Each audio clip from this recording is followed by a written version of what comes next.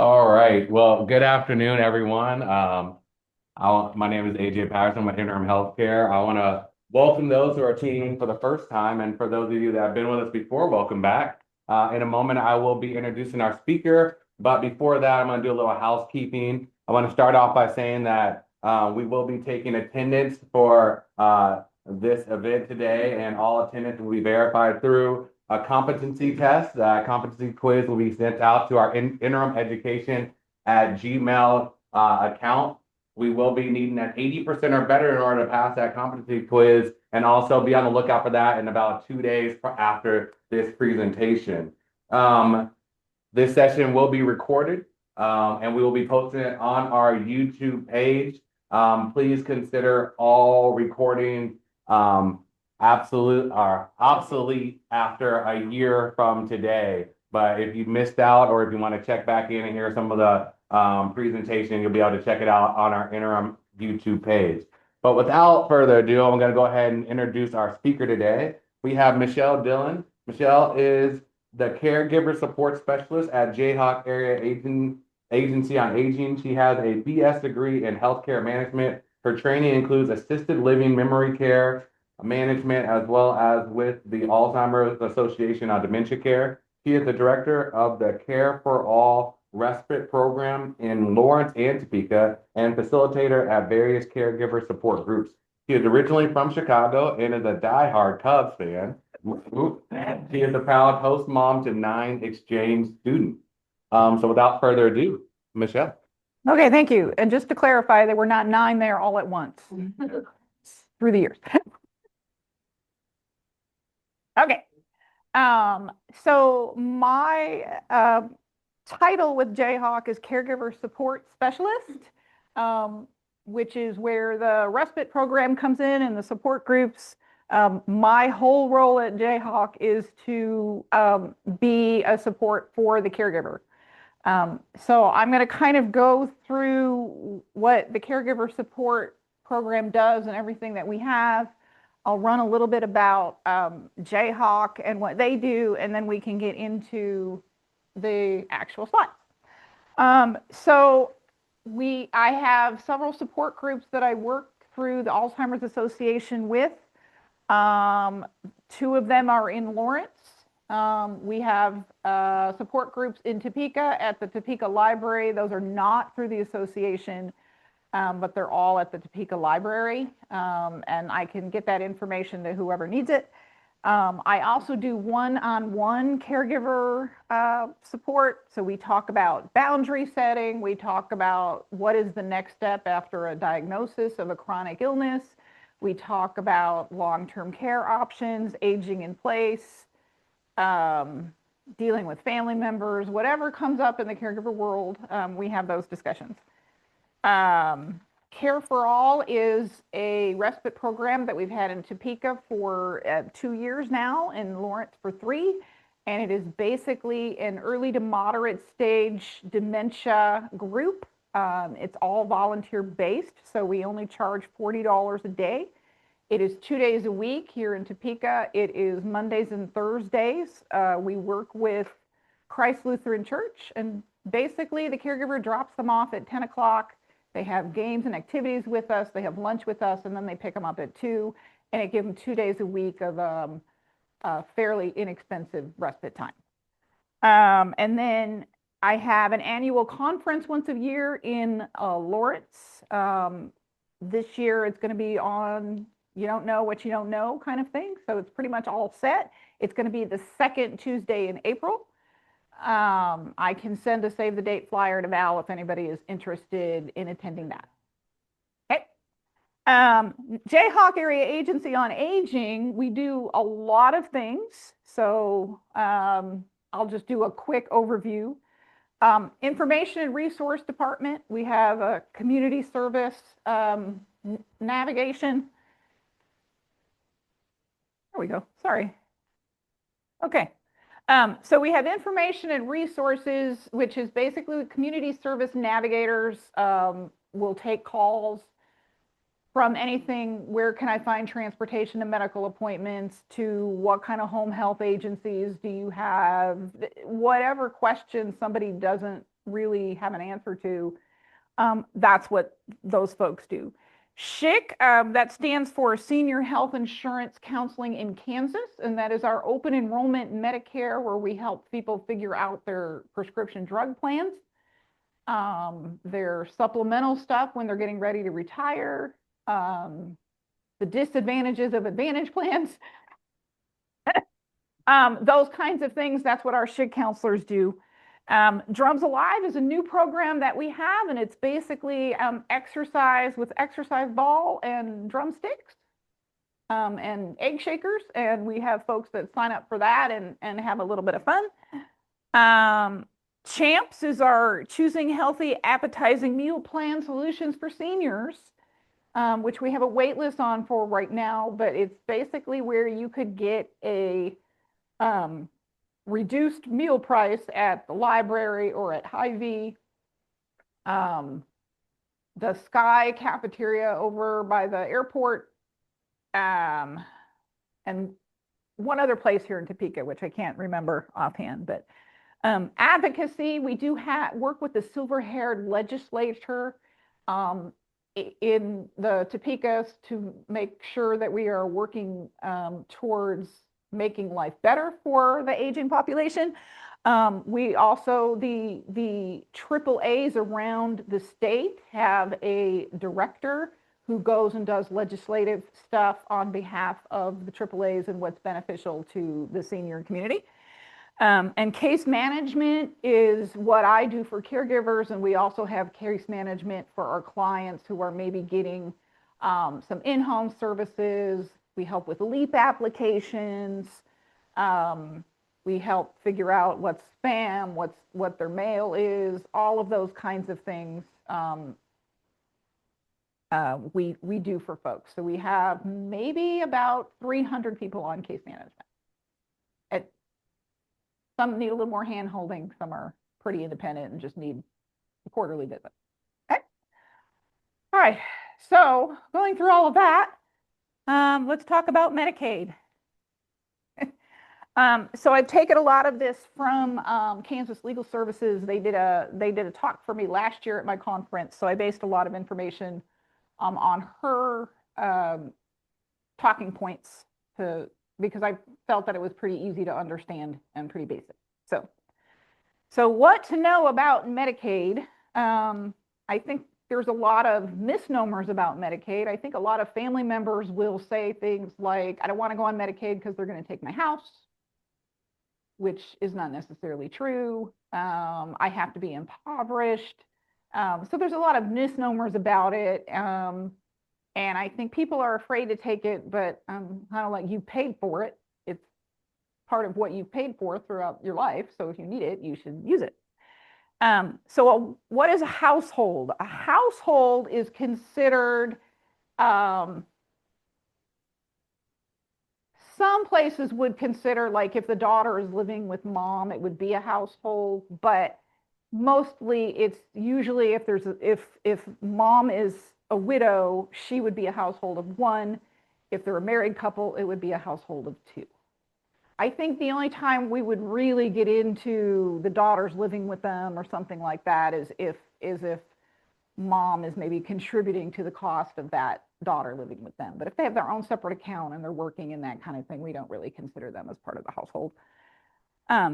Nursing home and assisted living are two different Medicaid options. And I think this confuses folks a lot too, because nursing home is general Medicaid.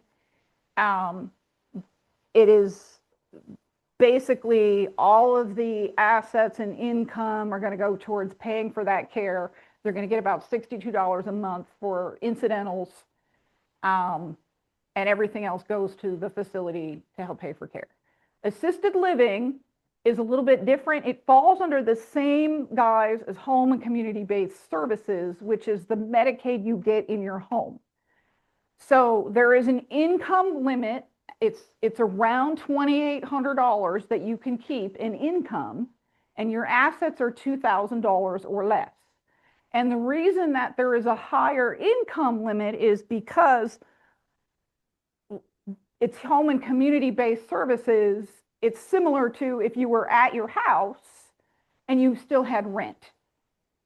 So Medicaid isn't going to pay for your rent, and it's not going to pay for your rent at an assisted living either.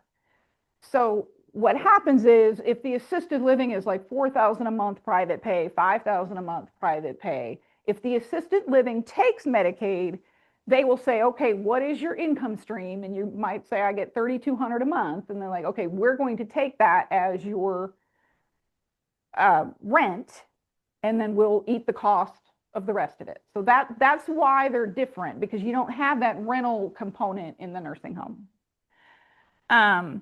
HCBS, we talked about that.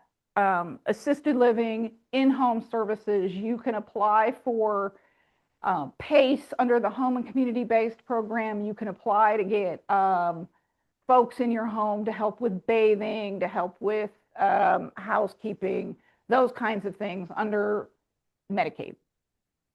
It is going to be the payer of last resort. If somebody is a vet, they're going to want you to apply for aid and attendant, which gives you an additional income stream that you can use towards in-home care. And all of that will go towards the care first, and then Medicaid will pay whatever is left. The other Medicaid is a general health insurance Medicaid.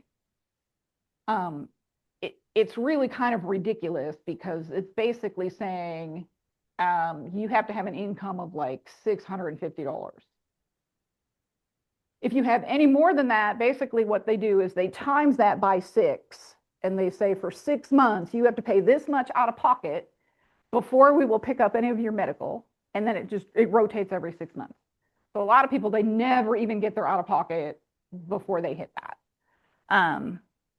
So ADRC, we used to be the ADRC, Aging and Disability Resource Center, and we would do the in-home assessments for Medicaid, and then we would help them with their Medicaid application. We no longer do the in-home assessment piece. That was contracted out to Maximus, so they have to call Liberty Health. Liberty Health will set up an appointment with them. Maximus will come out and do that assessment piece. If they say that they want administrative case management, that will come back to us, and then we will do the Medicaid application for them. But they have to say yes, that they want that help. So a lot of times Maximus doesn't do that. So what we do is we kind of look in the system to see who's recently had an assessment, and then we kind of call them and see. So we try to kind of go through that back door to make sure if they need help with the Medicaid, we're giving them that. Okay. Okay. So here's the household definition. This is what we kind of talked about. Typically includes the applicant, their spouse, and any dependents who are required to file a tax return. So that's the simplest way. If there's somebody that's on somebody's tax return, they're part of the household. Okay. All right. Exempt versus non-exempt. Woo! What does that mean? Okay. All right. The home where the applicant resides. We're not looking at the $1 million mansion, right? That is a non-countable asset as long as they are living in the home.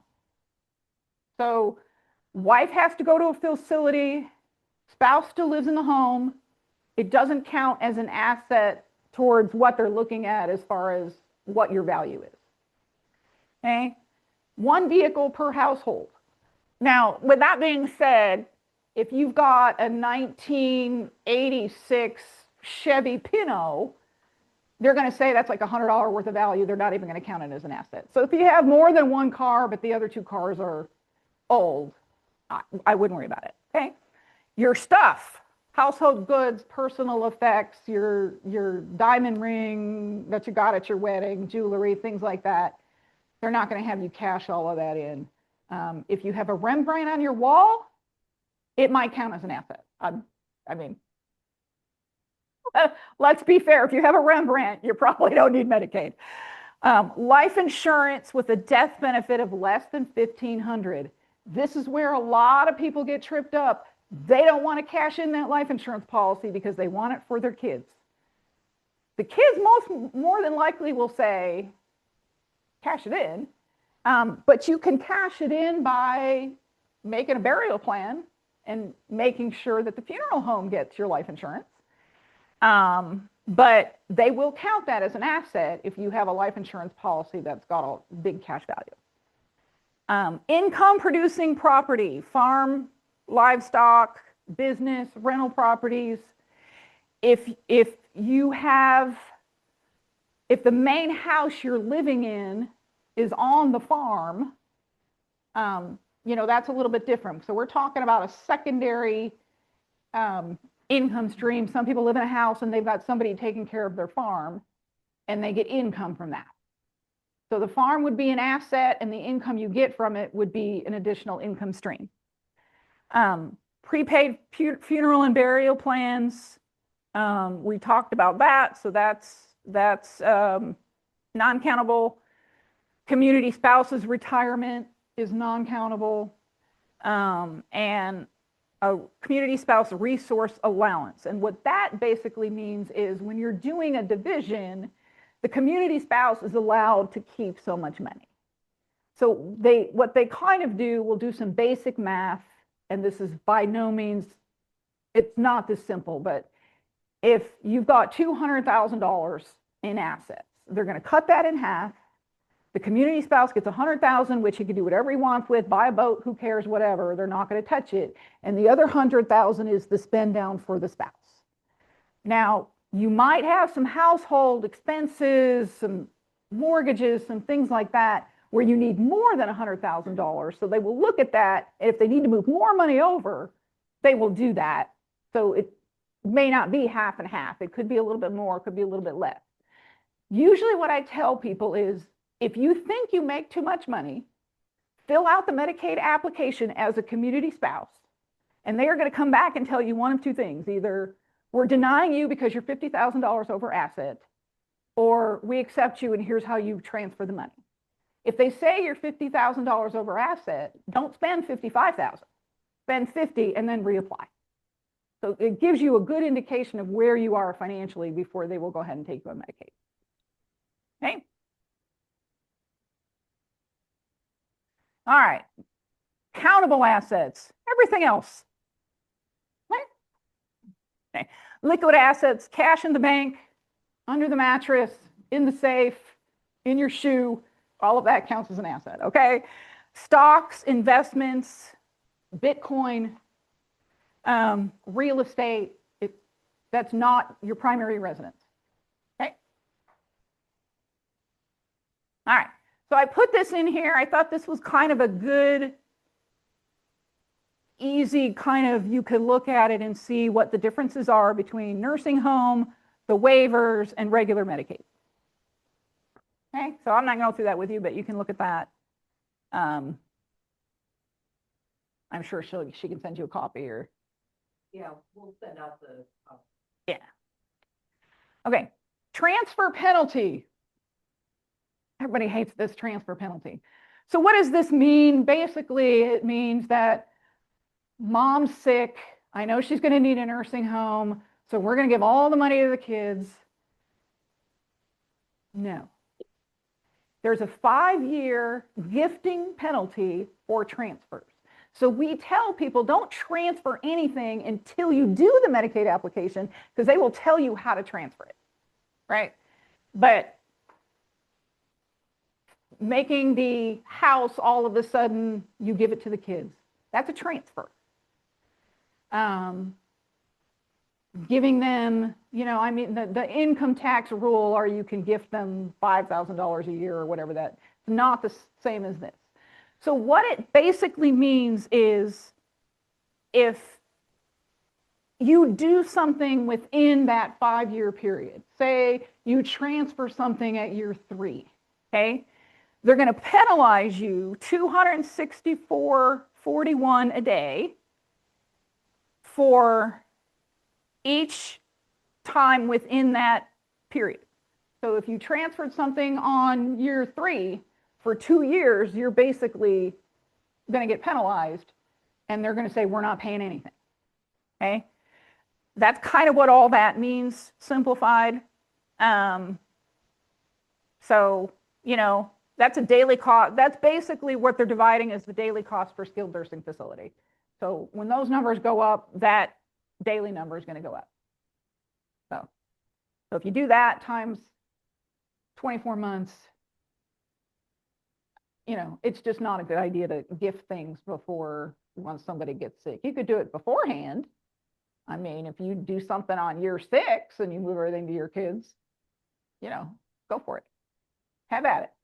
But all right, spend down options. So mom needs to go somewhere.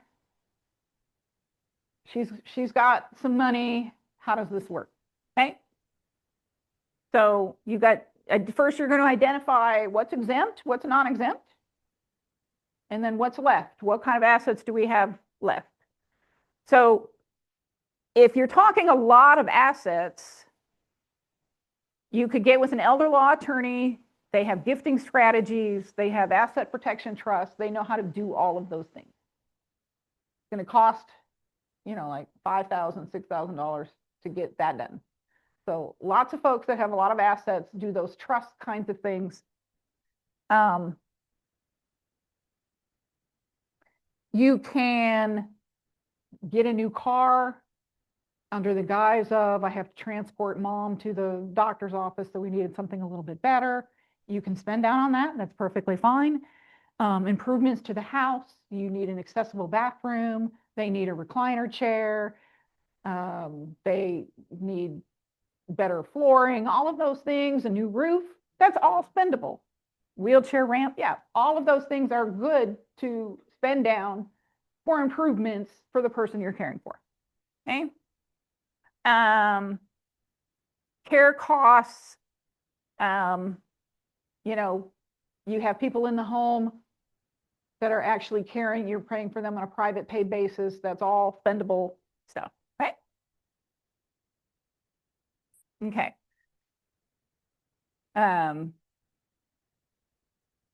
This is the spousal impoverishment. We talked a little bit about that, and it basically provides a safety net for a person who has a spouse that's home, but their wife or husband needs nursing home care. So that they're not spending every dime that they have, and now they're at home and they have no money to live on. So this is kind of a safety net for the community spouse. And spousal impoverishment basically means that they try to impoverish the spouse needing care so that they can get the Medicaid services so you still have assets, is basically what it means, okay? All right, community spouse rules as of January 2025. So I don't know what January 2026 is. Haven't looked up those numbers. 31,584 is the minimum amount that they're going to let the community spouse keep. The maximum amount is 157,920. So only non-exempt resources are considered. The protected resources must usually be transferred to the spouse, and the community are not considered in determining the eligibility of the person in long-term care. So we kind of talked about that. When you put in your application, they're going to determine how much of that money to move over. They're going to approve you on a conditionary basis. Say you are approved. You have 90 days to transfer this stuff over, send us the transfer documentation, and we can continue on for you to receive service. Okay? So basically the easiest thing to do is fill out the application with all of your stuff. And like I said, they will tell you whether or not you're approved or not approved. And you let them to decide that. This is up to 2026. Okay. 152,660. The minimum set around 32,532. Okay. So I noticed that the minimum amount went slightly up and the maximum amount went a little bit higher up than the minimum amount. So yeah, there's your numbers. All right. Application process and review. So here's what I said, Liberty Healthcare, there's the number for Liberty. There's the number to Maximus. That is a you can click on that guide and it'll kind of show you how to do the Medicaid application. That's what in there. And then if they decide they need help, they would ask for administrative case management. It would come back to us and we would do the Medicaid application. So that is a clickable, when you get the PowerPoint, you can click on that and it'll take you right to the site. Okay. Questions? Nobody has any. Donna, hang on, I'm just giving them. Okay, hang on. She's sending you some 2026 numbers. It used to be, we would say if you give away more than $500 in that 5-year look back, that was the minimum. You couldn't give. Yeah. Is that still? Yeah, and I would say that if they look at a bank account, a checking account, and they see anything more than $100 that's just a check written to somebody, they're going to probably ask what it was for. Now, it could be for something justifiable, but you're going to need to give them an indication of what that was for. That's the Zoom on it. Understand what. So her statement was that it's usually encouraged to not gift any more than $500 at a time because they will question it. So, and they'll be they'll disqualify it. I mean, yeah, it could be a legitimate, a legitimate transfer. They're going to question it, and if it's not legitimate, they'll probably disqualify you because it's gifted, or they'll give you the gifting penalty, which won't be excessive because, you know, you're looking at $300. So if it's a $500 penalty, 2 months, yeah, 2 days. Yeah, so your penalty won't be horrible, but. Here's a question from the Zoom audience. You have to repeat this. Okay. If a person who's applying to Medicaid has a house, are they allowed to leave the house to a family member in their will, or will the house go to the state? So the question is, if the family member is living in a house and it's non-exempt at the time, can they leave that house? Can they move out and leave the house in a will? Yeah. Is that the question? Leave the house to a family member. No, they are not. So you can't leave a house and a family member in a will at the time you're applying. Before that, maybe, but I would say in that case, you need to make sure you get a lawyer so it's worded correctly, because there's a transfer upon death deed that you can use. But you know, they're going to look at that, and there is a possibility that they can collect off the house. And I also will say, if your house is worth $500,000 and the person has used $200,000 worth of care, they're not going to want the entire house. They just want their $200,000 back. So you still were going to profit from the house. You're just not going to have as much. So they're going to look at all of that, and they're going to make sure everything is legitimate. But the transfer on death deed, I think, and I'm not a lawyer, but I think that is a better way to go than just putting it in the will, because everything in a will can go through probate, and what belongs to the state and what belongs to credit cards and all of that's got to go first. So, yeah. And I'm going to disclaimer, I'm not a lawyer. I've not played one on TV. I haven't done any of that. So, yeah.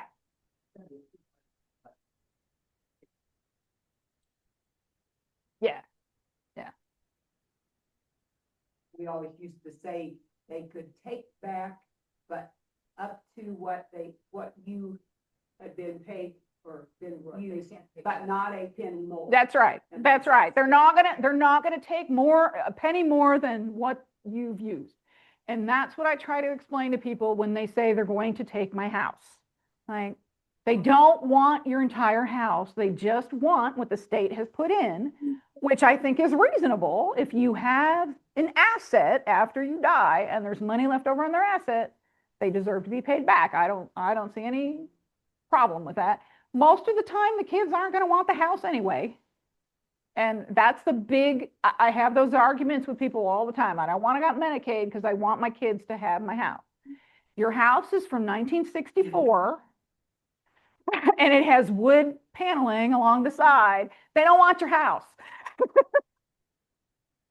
So how long would they have to do the transfer before applying. That's probably the term, like 6 years is the look back. Yeah. Anything before 6 years. An attorney could tell you what to transfer and what not to transfer. But if you're going to transfer, do it before the 5-year look back. I'm going to say before the look back, but self-insurance. Yeah. And also, if there's a disabled person living in the home, you can often make a case that this disabled person. Yes, it is a well, and yeah, let's talk about that, because there's that where you could say you need to keep the house for them. There's also, Sorry to be. okay, sorry, I keep thinking I can hear you. Trying So to do CEU asking about for making all a the case things at for the a same time. disabled I'll be person done by 1, if you don't mind. that the home would Please and thank have you. I'll for buy that you a disabled person. cookie. Yes, Someone sells cookies. Thank you. there Sorry. is special needs trust you. that you can set up with our care or with an attorney that can help with that. They also have a little known rule that's kind of hard to find, but if you are a caregiver who has maybe quit your job to take care of mom the past 6 or 7 years, you can make a case that you need to keep the house because you haven't worked, you've saved the state money, and it's a caregiver exemption rule. So you're not going to get that right off the bat. That's something somebody's going to have to really make a case for and maybe appeal a few times, but there is a little known indoor rule for caregivers who've been caring for somebody at home, that to reward them for saving the state so much money that they can keep the house, and that house having a lien will not apply. Here's another question. You'll have to repeat the question.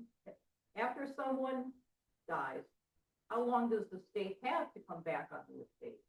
How long do they have? After someone dies, how long does the state have to come back on the estate? I don't know if I have an answer to that question. I mean, they usually do things pretty quickly. So they would come back within the year if they needed to.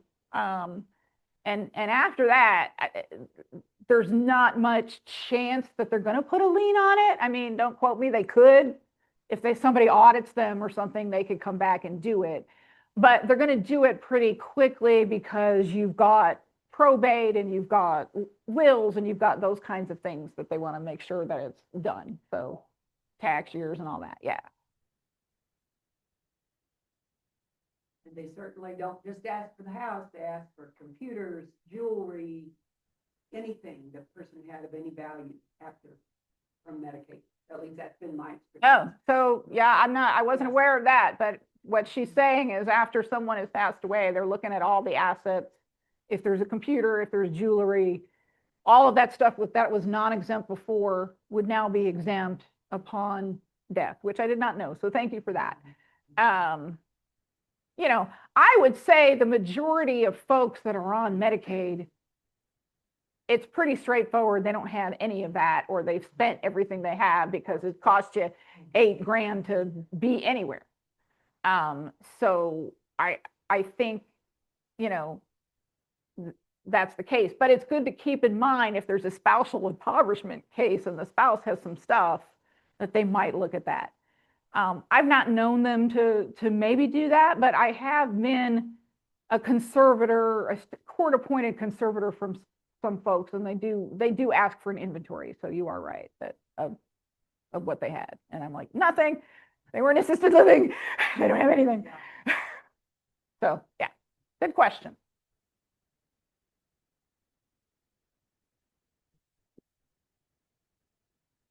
Yes, ma'am. Yeah. It is Midland. PACE and Midland are one and the same. So PACE stands for, she's asking me about the PACE program. It stands for Program of, I used to know what that was.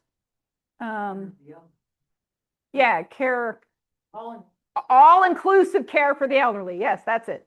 And it is basically a Medicaid version of Sunflower, United, and Blue Cross. So you have those three as the Medicaid insurance companies, and PACE is a separate insurance company. They kind of do all of their own things. So we call it the fourth Medicaid option. Yeah, because it's a managed care. It's a managed care. Yeah. So. And someone else has asked, what does JAAA charge for assistance? What does JAAA charge for assistance? Absolutely nothing. We get all of our funding through the state and through the federal. Even for case management? Even for case management. I don't charge, when I go out to a person's home, You don't carry a tin can? I don't carry a tin can. No. I missed the first explanation for the daycare for dementia folks on Tuesdays and Thursdays. Can you just review, some people came in just a smidge late about the daycare? So I started, I'll go back a little bit. So there is a national organization called Respite for All, which is a church-based type daycare for folks for respite for caregivers. I was approached by someone who lives in Lawrence, who used to live in Montgomery, Alabama, and her mom used to attend that program, and she wanted to see it brought here. So ours is similar to that. It's called Care for All, Tuesdays and Fridays in Lawrence, Mondays and Thursdays in Topeka, both from 10 to 2. And basically we charge $40 a day, which includes lunch. We do have some grants available. I'll talk about those grants in a second. For folks who maybe can't even do the $40 a day, but it's basically a recreational social time for the person who is living with dementia and a respite time for the caregiver. And we call them our friends, and we do groups together so we don't know who's got, I mean, half the time I have short-term memory issues, so I could very well be part of that group. So it's at Christ Lutheran Church, which is at 35th and Burlingame. And the one in Lawrence is at Grace Presbyterian.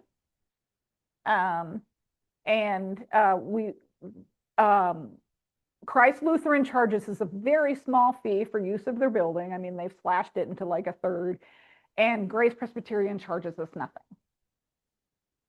So so caregivers, I have some options when we have money available. So Older Americans Act is a program that was started back in 1976 from the federal government to help those that are 60 and over. That program needed a place to house all of the federal money. So they've housed it with the area agencies on aging, who distribute it for things like, we give some money for Meals on Wheels. We give some money for some physical things. We do Drums Alive. A lot of my salary comes out of that. My caregivers are the ones that are caring for somebody that is over 60. So the caregiver doesn't have to be over 60, but the person they're caring for does. And we work in Douglas, Shawnee, and Jefferson County. There is an area agency on aging in every county in every state. And they all get Older Americans Act funds, but they just disperse them differently. Also through Older Americans Act, I do have some grant money for some things like respite, attendant care, homemaker. So maybe somebody came home from the hospital with a broken hip. The caregiver needs a little bit of extra homemaker help. They need a little bit of extra bathing help. We can use that grant to help them. Maybe they want to go out of town for a wedding and they just need somebody for a weekend. It's a really short-term grant for if they need something long-term, that's where they would go to our case management and get a more longer-term option. The other grant that just came out last year is a CARAD grant, and that is the Kansas Respite for Alzheimer's Disease. It is a grant specifically for folks that are caring for somebody with dementia. It is $1,000 per person per calendar year. That calendar year runs from July to the end of June. Our Older Americans Act calendar year runs from October 1st to the end of September. So there's 2 different calendar years there because the Older Americans grant is federal, so that goes on the federal calendar. The KRAD is state, and that goes on the state calendar, which is July. Okay. So there are some, and when I have money available, I will use it. When I don't have money available, I don't. And we'll have to talk about what the other options are. Sometimes I say I don't have money available, and then all of the receipts come in, somebody didn't use all of their hours, and then I have money. So, I keep up with the caregiver on that. So those are some things that we're working on as far as grants, and they can use that $1,000 grant towards our day center, which will give about 3 months at the day center. Yeah. Couple questions. One is, I noticed it's Tuesdays and Fridays in Lawrence. Yes, Okay. And do you have an electronic copy of this that I can Yes. send out? I do. Okay, so tell them we're gonna send an electronic. Okay, I'm going to send Val an electronic copy of our Care for All brochure so that you guys will have. She'll send it out to you all. And then if you have folks, I will tell you there's a wait list now for the one in Topeka because I'm short of volunteers. The one in Lawrence, I do not have a wait list for. I've got a ton of volunteers and I have openings there. So reverse problem. The question who said she had a nursing home patient who was on state assistance when she passed. Her husband was at home. She passed away 5 months after her death. Any idea how long it takes for the state to come after the state? Yeah, I think we kind of answered that, but yeah. So the question is, she had somebody who was in a facility on Medicaid. There was a spouse at home. 5 months later, he passed away. How long is it going to take before the state comes to put a lien on the assets? Usually within the year, but I don't work for the state, so I can't really answer that question, but they try and get it simplified in a year because you've got probate and a whole bunch of other things, and they want to get their money before everybody else does. So Watch the mail. watch the mail, right? Watch the mail. Yeah. I mean, the state wants its reimbursement, so they're gonna go pretty quickly in after they find out there's a death. Now, I will honestly say I'm not sure how they figure out the death of the spouse, maybe by Social Security records or something, because it's not like you're going to call Medicaid and say, hey, the community spouse passed away. But I'm sure that they have the ability to go in when they're doing their audits and their liens and those kinds of things. But I don't work on that end of the spectrum. So I don't know for sure how they work it, but they always manage to find out. So.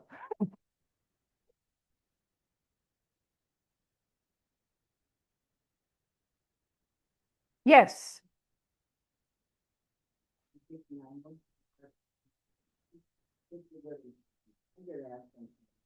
About programs I recently got asked about. Okay. About maybe 10 years ago, they did a case. They came to pick it up. Is that still possible, or is it people? Yeah, so her question is, if somebody's in assisted living or a nursing home, can they still be on PACE? And the answer is yes. As a matter of fact, I met with a lady the other day who was at Pioneer Ridge in Lawrence, and PACE bus comes to pick her up to bring her to PACE. So when they're contracted with PACE, if they're no longer able to be at home, PACE is contracted with several nursing homes and assisted living, and will pay them for the PACE participant to be there, and can choose to keep them there or have them go to the PACE site. So that is still happening. And I will add, PACE will probably not approve somebody if they don't have anybody else in the home and they feel it's unsafe for them to be there by themselves. They will probably not take them as a PACE candidate. So, any other questions?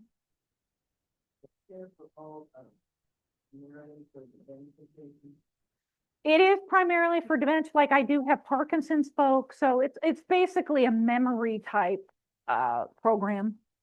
If they have a really good memory, they can come volunteer. So you still have some seniors that maybe want to be useful and still do something and they can come volunteer. But most of the things that we have, most of the activities that we have are made for folks that have some memory deficits. We try to simplify them and go with our audience, so to speak.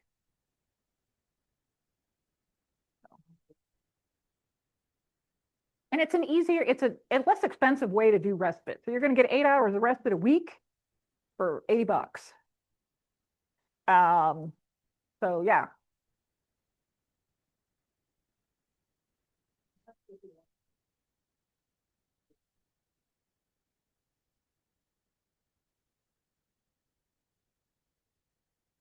And if the spouse is still living, the spouse remains in the house. Yes, the house is not counted as an asset if the spouse is living and still living in it. But Medicaid person but- dies, but the spouse. if the Medicaid person dies and the spouse is still in the house is still non-exempt. And if the Medicaid person is in a facility and the spouse needs to go to a facility and is no longer in the house then becomes exempt. And that's when they will say you have to sell it. And what will happen is if they're going to pay for, you can be on Medicaid if the house is on the market, right? Once the house is sold, you come off of Medicaid, you use those proceeds as private pay, and then you can apply again for Medicaid after the proceeds are gone. So if somebody needs to go to a nursing home, they've lived in a house, the family wants to sell the house, it's the only asset they have. If it's on the market, they can go on Medicaid while it's being for sale. So that's an extra little nuance that we didn't talk about earlier. They're living in an AL or a nursing home, they can still be on PACE. Yes. Yes. So if they're in AL or a nursing home, they can still be on PACE. PACE will still transport them. I will add with assisted livings, the other thing that I didn't mention, the difference between nursing home Medicaid and assisted living Medicaid is you can go into a nursing home Medicaid pending. So if you have no assets, the nursing home knows that you're pretty much going to get approved. They will take you because Medicaid will pay for that nursing home stay the date that you submit the application. So they'll go back and pay that amount. They don't do that with assisted living. So assisted living, you have to be on Medicaid the day you move into assisted living. So you have two options there. You do home and community-based Medicaid, which will get you Medicaid while you're at home, and then you can move into assisted living. Or some people will talk to the assisted living about using money as a spend down. So if it's going to take 3 months to get a Medicaid application approved, you can talk to the assisted living. They've got their own way of doing it. But a lot of times what happens is you pay the assisted living, you write them a 3-month check. So you've paid for 3 months of private pay. That way they've got their private pay money while that application is going through the cycle. And that is a way you can use your spend down.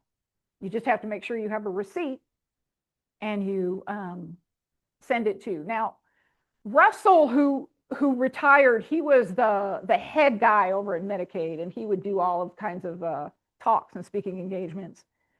I talked to him about that, and he said it's not an acceptable way to do a spend down.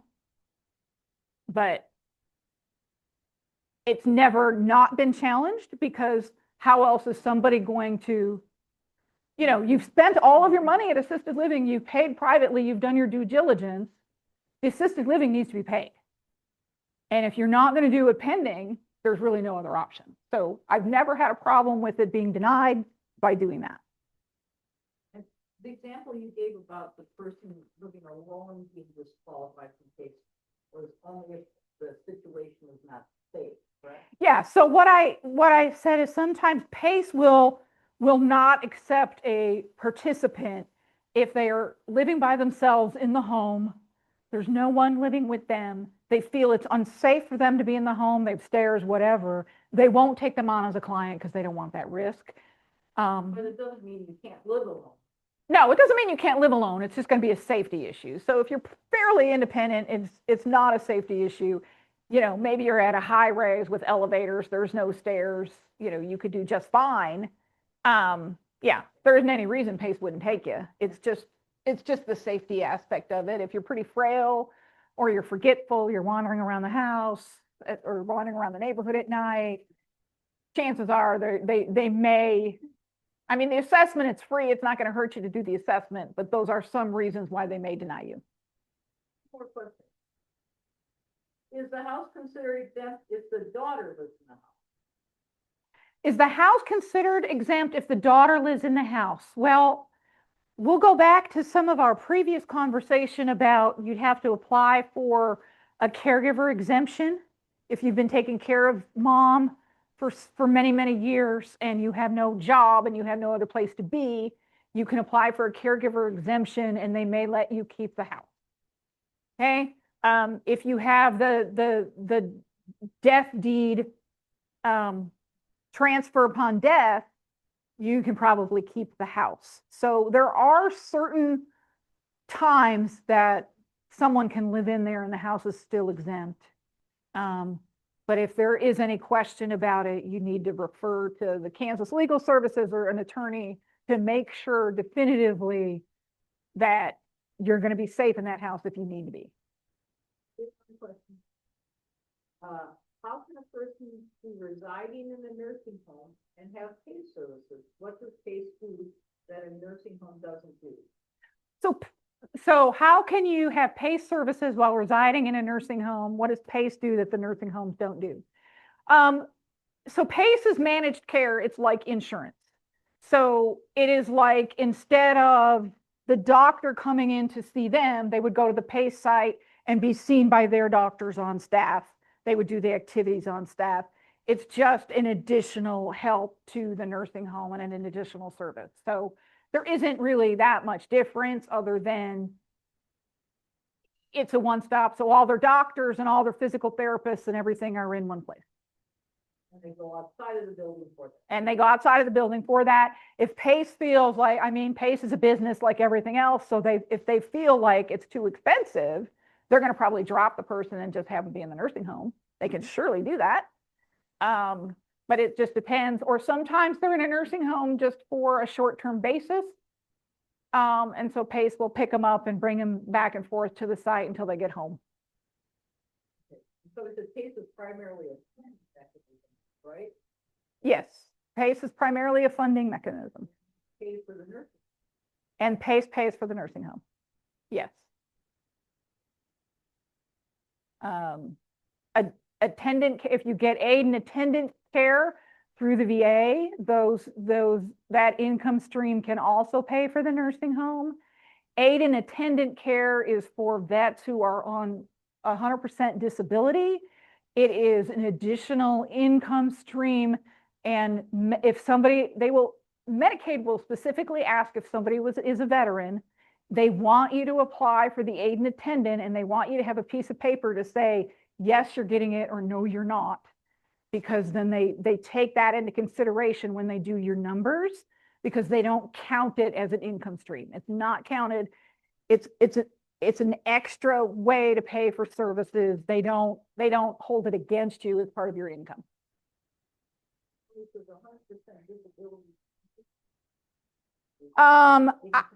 So 100% disability only. I know I said 100%. Honestly, I am not an expert in the VA world.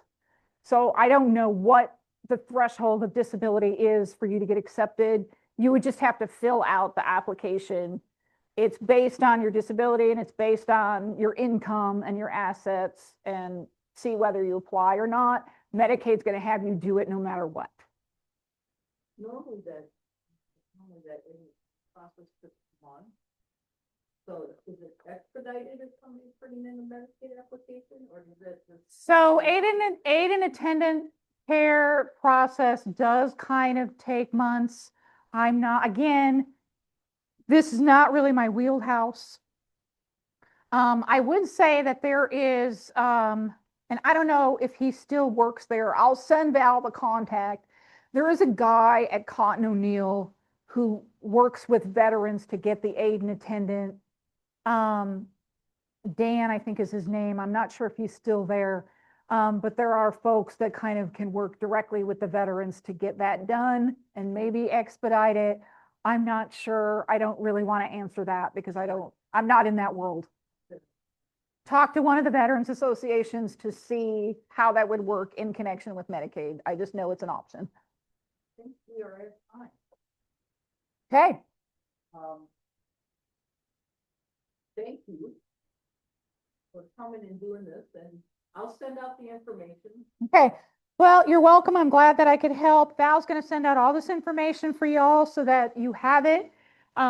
She will put my contact information in there as well. So if you have a specific question about somebody, if I can answer it, here's my philosophy in life. And I say this to all my caregivers. If I can answer it, I will. If I cannot answer it, I will find somebody who can and send you that information because I'm not going to tell you something I don't know. And then you come back to me and say, well, you told me, and it was all a complete lie. So if I can't answer it, I'm not the person who can answer everything about everything, but I can usually find a resource that can. So there you are.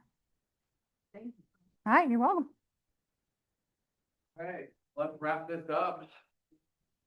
All right, well, thanks again, everyone, for tuning in today, and thanks again to our speaker, Michelle. I do want to shout out our next speaker in February. It will be Candace Young, and she will be talking about grief and adolescence. So please tune in for that, and children, kids, children, kids, youngins, all whatever you'd like to call them. All right, so please tune in next Friday. And again, thanks again to our speaker, and be on the lookout for our interim education at Gmail for the competency quiz, as well as check out our YouTube, Facebook page if you want to check, or our YouTube page if you want to see any follow-up from this presentation.